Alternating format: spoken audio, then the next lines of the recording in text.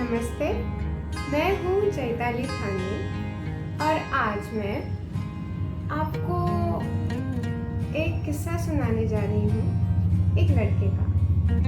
एक लड़का जिसे हीरो बनना था। वो निकला था हीरो बनने, पर फिल्म इंडस्ट्री में उसने कदम रखा एज अ स्टिल फोटोग्राफर। वो दूसरे लोगों की खूबसूरत खूबसूरत तस्वीरें खींचता था जो आगे जाके बहुत मशहूर बनते थे, पर मन ही मन उसे भी मशहूर होना था। वो आगे बढ़ा, उसने बहुत सारी सीढ़ियाँ चढ़ी और आगे बढ़ते बढ़ते आखिर वो हीरो नहीं बन पाया, पर वो बना एक लेजेंडरी रिवॉल्यूशनरी फिल्म डायरेक्टर। पर किसी लेजेंड की कहानी ऐसी होती है क्या कि वो भी हीरो बनने निकले और लेजेंड बन जाए? ऐसा होता है क्या? हुआ है, और किसके साथ? The father figure of whole film industry of India, Bimal Roy. सोचिए, बिमल दा हीरो बनना चाहते थे। क्यूट है, पर हम शुरू से शुरू करेंगे। तो उन्होंने अपने करियर की शुरुआत की 1932 में बहुत ही मशहूर फिल्म डायरेक्टर पीसी बरुआ के अंडर। वो एक स्टिल फोटोग्राफर थे। स्टिल फोटोग्राफर के हैसियत से ही उन्होंने शुरुआत की। पहली फिल्म थी बंगाली फिल्म एकोदा, जो पीसी बरुआ जी ने डायरेक्ट की। उसके बाद पीसी बरुआ जी उन्हें ले गए न्यू थिएटर्स। न्यू थिएटर्स बहुत बड़ी प्रोडक्शन कंपनी कोलकाता की, बहुत बड़ी बड़ी बंगाली फिल्में बनाई। वहाँ पर भी वो ऐसा स्टिल फोटोग्राफर ही काम करते थे, पर मन में तो बुलबुलाहट थी हीरो बनने की। उन्होंने कुछ बात की और बिमल दा बड़े हैंडसम भी दिखते थे, इसीलिए उन्हें एक फिल्म मिली एज एन एक्टर। उस फिल्म का नाम है महुआ। उस फिल्म के डायरेक्टर हिरेन बोस और कैमरामैन नितिन बोस। जब नितिन बोस ने बिमल दा को देखा तो उन्होंने कहा कि तुम तो इतने अच्छे स्टिल फोटोग्राफर हो, तुम तो कैमरा डिपार्टमेंट ज्वाइन करो न्यू थिएटर्स का।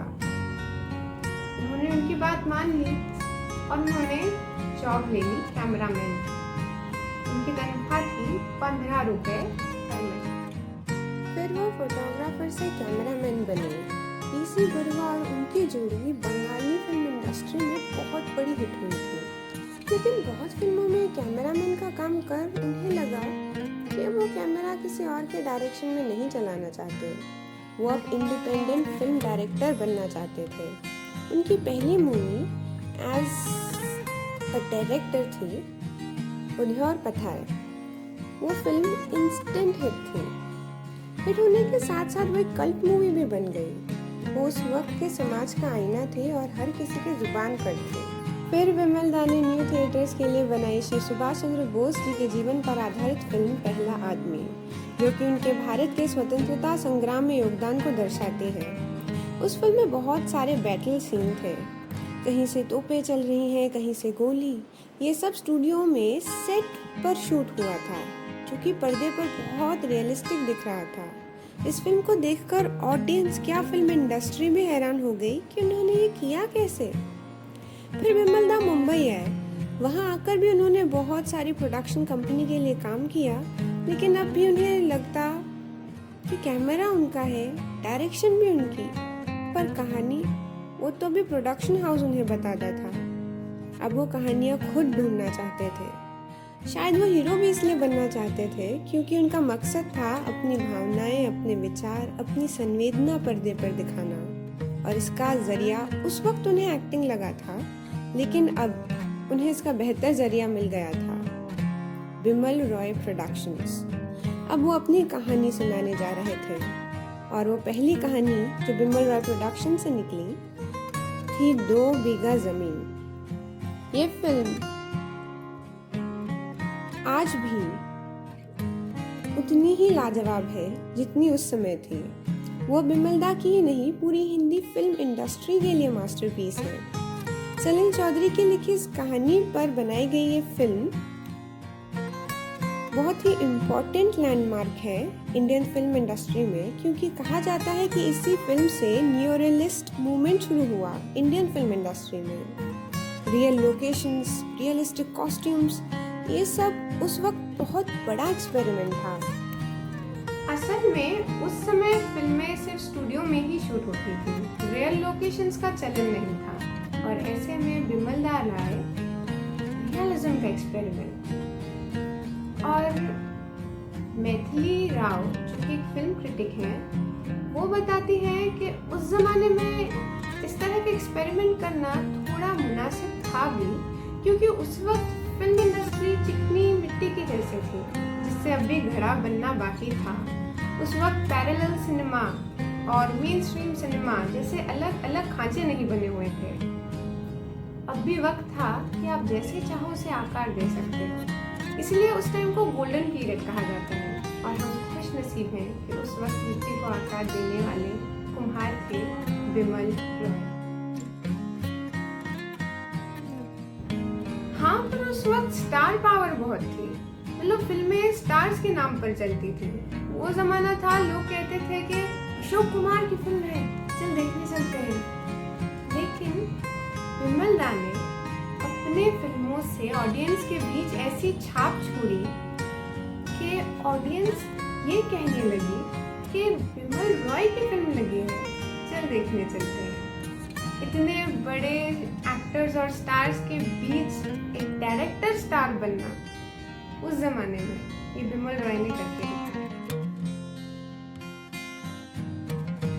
बिमल रॉय के बारे में ये भी कहा जाता है कि वो अपने पूरे टीम का ख्याल बिल्कुल अपने परिवार के जैसे रखते थे, सबके साथ समान व्यवहार करते थे, न कम न ज्यादा।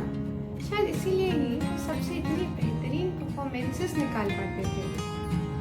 उनके सबसे करीबी शिष्य मेरे ख्याल से थे ऋषिकेश मुखर्जी। ऋषिकेश मुखर्जी का कहना है कि जब वो न्यू थिएटर्स के लेबोरेटरी में काम करते थे, जब वो डायरेक्टर बने नहीं थे, उनके गुरु तो थे बिमल रॉय जिन्होंने उन्हें डायरेक्टर बनाया, पर तब वो बिमल रॉय से नहीं मिले थे, लेबोरेटरी में काम करते थे, पैदल पैदल न्यू थिएटर्स जा रहे थे। और वैसे वो जाते जाते बहुत सारे सितारों को गाड़ी में बैठकर स्टूडियो जाते देखते रहते थे। एक दिन बिमल दा को भी उन्होंने कार में जाते हुए देखा, तो एक्साइटमेंट में उन्होंने उन्हें देख के हाथ हिला दिया, और बिमल दा ने उन्हें देखकर गाड़ी रोक दी, उन्हें अंदर आने के लिए कहा। ऋषिकेश मुखर्जी को लगा कि वो बड़े लकी हैं कि बिमल रॉय ने उनके लिए गाड़ी रोकी और उन्हें लिफ्ट दी।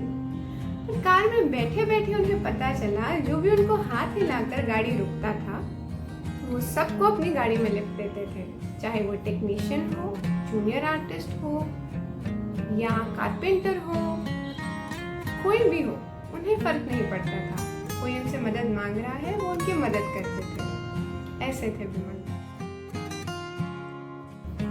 बिमल रॉय ने फिल्म इंडस्ट्री को बहुत सारी खूबसूरत फिल्में दी, जैसे बंदनी, सुजाता, मधुमती, बिरज बहू, देवदास। सब डिस्कस करने बैठूंगी तो टाइम बहुत लंबा हो जाएगा। वैसे देवदास सबसे पहले पीसी बरुआ ने बनाई थी, जिसमें बिमल दा ने एज ए कैमरामैन काम किया। जब वो खुद डायरेक्टर बने तो इसे भी फिर अपने इंटरप्रिटेशन से उन्होंने पर्दे पर दिखाया। पर सच में हर एक फिल्म के बारे में बात करना मुश्किल है, लेकिन उनके फिल्मों के संदर्भ में जो उन्हें दूसरे लोगों से अलग बनाता है, उसके बारे में कुछ बात करना चाहूँगी। वो कैमरामैन थे, इसलिए उनकी फिल्मों में विजुअल्स बहुत प्रोमिनेंट रहते थे। चाहे वो मधुमती में कोहरे वाला सीन हो, हर वक्त ब्राइटनेस और ग्रेनेस का बहुत ख्याल रखा जाता था। उनकी फिल्म के गानों में कोई कोरियोग्राफर नहीं होता था, कोई डांस नहीं होता था। बिमल दा समझते थे कि सिंक्रोनाइज्ड डांस से फिल्म का रियलिज्म टूट जाता है, और वो ऐसा नहीं करना चाहते थे।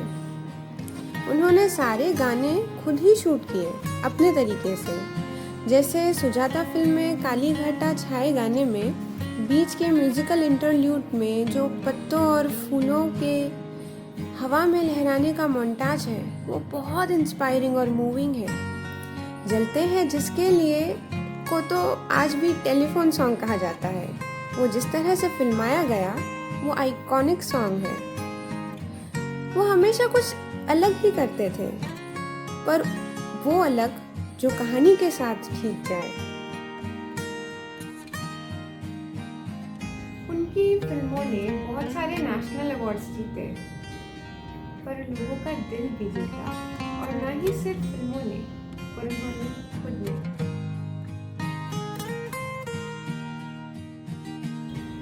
उन्हें साइलेंट मैन भी कहा जाता था, क्योंकि वो कम बात करते थे, ज़्यादा नहीं बोलते थे। सेट पर भी न कभी वो चिल्लाए, न कभी उन्होंने गुस्सा किया।